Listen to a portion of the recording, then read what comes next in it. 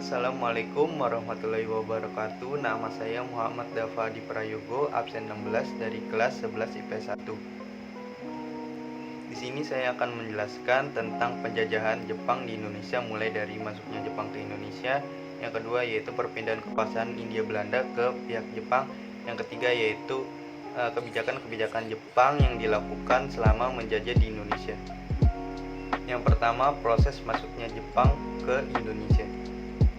Pada tanggal 11 Januari 1942, Jepang berhasil mendarat di wilayah pantai timur Tarakan, Kalimantan Timur dengan membawa 20.000 pasukan. Pasukan Belanda yang ada di wilayah tersebut berusaha bertahan dengan 1.300 pasukan. Pasukan Belanda berhasil dikalahkan oleh pihak Jepang pada tanggal 12 Januari 1942. Dan wilayah Tarakan merupakan wilayah pertama yang ditaklukkan oleh pihak Jepang. Yang kedua yaitu perpindahan kekuasaan dari kolonial Hindia Belanda ke pihak Jepang.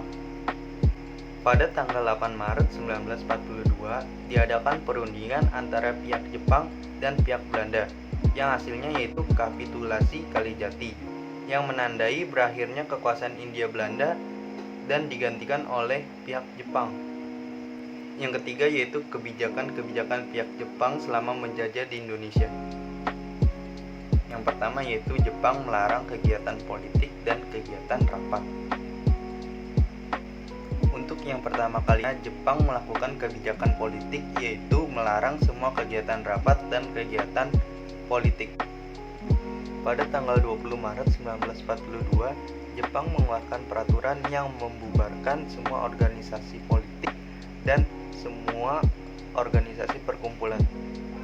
Dan pada tanggal 8 September 1942 Jepang mengeluarkan undang-undang yang berisi Jepang mengendalikan seluruh organisasi nasional.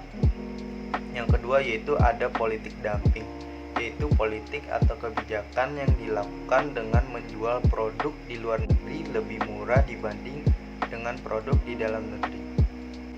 Yang ketiga yaitu propaganda. Jepang melakukan propaganda dengan menarik simpati bangsa Indonesia dengan cara yang pertama yaitu menganggap Jepang sebagai saudara tua dari bangsa Asia. Yang kedua yaitu melancarkan semboyan 3A yaitu Jepang Pemimpin Asia, Jepang Pelindung Asia, dan Jepang Cahaya Asia. Yang ketiga yaitu tokoh-tokoh nasional dari Indonesia diajak bergabung dengan pihak Jepang, diantara lain Insinyur Soekarno, Muhammad Hatta, dan Sutra Sarir. Yang keempat ada Romusa. Romusa merupakan kerja paksa yang dilakukan oleh kaum pribumi pada masa penjajahan Jepang. Romusa dibentuk oleh pihak Jepang untuk membangun sarana dan prasarana untuk kepentingan Jepang.